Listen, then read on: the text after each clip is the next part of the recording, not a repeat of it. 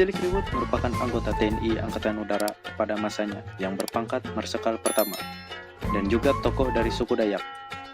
Beliau lahir di Kasongan, Kalimantan Tengah, tanggal 2 Februari tahun 1918 dan meninggal di Kota Banjarmasin, Kalimantan Selatan, tanggal 17 Agustus 1987 pada umur 69 tahun.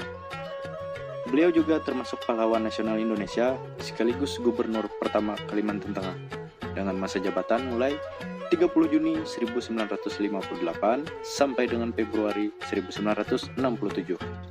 Beliau pernah bekerja sebagai wartawan yang menyuarakan perjuangan nasional. Ketertarikannya dalam dunia tulis-menulis membuatnya memutuskan untuk menjadi wartawan tahun 1940. Ketika Jepang menguasai Indonesia, Cilikriwut beralih profesi menjadi intelijen militer Jepang. Tugasnya adalah untuk mengumpulkan data-data tentang keadaan di Kalimantan. Tapi bukan berarti dia sedang berkhianat. Dia melakukan tugas penting demi Indonesia.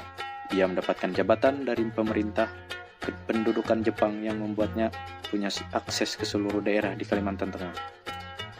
Hal inilah yang ia manfaatkan untuk menjalin komunikasi dan koordinasi dengan beragam suku di Kalimantan. Cilikriwut meyakinkan mereka agar tetap setia dan mendukung perjuangan kemerdekaan Indonesia. Indonesia akhirnya merdeka, dan Cilikriwut dipercaya menjadi perwakilan Dewan Pimpinan penyelenggaraan ekspedisi ke Borneo di Yogyakarta. Cilikriwut kemudian terjun ke dunia militer dan menjadi komandan pasukan MN-101 Mobile Brigade MBT atau TNI Kalimantan.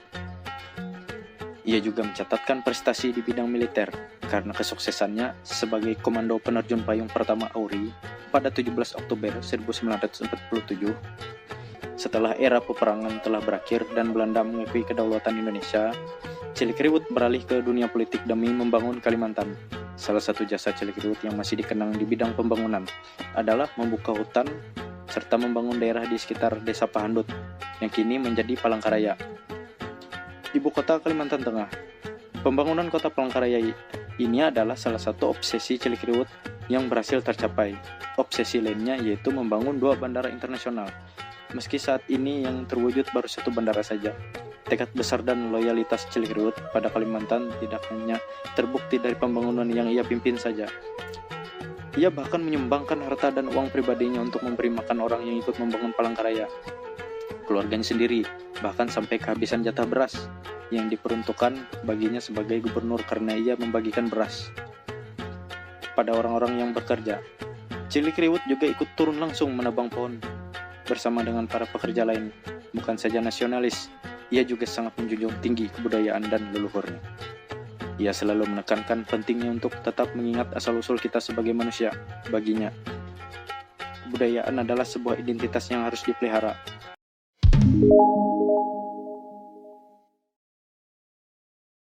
Pemerintah Indonesia mendapuk Buya Hamka sebagai pahlawan nasional pada tanggal 8 November 2011. Penghargaan diberikan untuk menghargai jasa-jasa ulama bernama lengkap Haji Abdul Malik Karim Amrullah dalam membela kemerdekaan Indonesia di masa lalu. Pria kelahiran Sumatera Barat 17 Februari 1908 merupakan anak seorang ulama tersohor, Syekh Haji Abdul Karim Amrullah. Hamka memulai karirnya pada tahun 1924 saat berhijrah ke Pulau Jawa. Di sana ia banyak menimba ilmu pada pemimpin gerakan Islam Indonesia, di antaranya Haji Omar Said Cakraminoto, Haji Fakhruddin, Hadi Kusumo, bahkan Rasid Sultan Mansur. Hamka bahkan membidangi perjuangan mencapai kemerdekaan dengan menekuni profesi jurnalistik di berbagai surat kabar sejak tahun 1902. Mulai dari wartawan, editor, serta penerbit di majalah Pedoman Masyarakat, Gema Islam, dan majalah Panji Masyarakat. Di sela kegiatannya sebagai jurnalis, Hamka memulai aktivitas politiknya sebagai anggota Partai Sarekat Islam pada tahun 1925. Sebelumnya, ia turut terlibat mendirikan Partai Muhammadiyah pada 1912 untuk menentang khurafat, bid'ah, dan kebatinan sesat di Padang Panjang. Selanjutnya, Hamka terlibat sebagai pengurus dalam ormas Islam tersebut mulai tahun 1928 hingga 1950. Sejak kembali ke Sumatera Barat, Hamka tidak hanya menulis buku. Ia juga turut berjuang mengusir penjajah dengan mengobarkan semangat merebut kembali kedaulatan negara. Dalam kisahnya, Hamka ikut serta menentang kembalinya Belanda ke Indonesia dengan bergerilya di hutan Medan. Pasca kemerdekaan, peran Buya Hamka terhadap negara terus berlanjut. Berdasarkan hasil konferensi Muhammadiyah tahun 1946, Hamka didapuk menduduki posisi Ketua Majelis Pimpinan Muhammadiyah Sumatera Barat menggantikan Sultan Mangkuto. Peran Hamka semakin luas tatkala Wakil Presiden Muhammad Hatta menunjuknya sebagai Sekretaris Front Pertahanan Nasional. Antara tahun 1951-1960,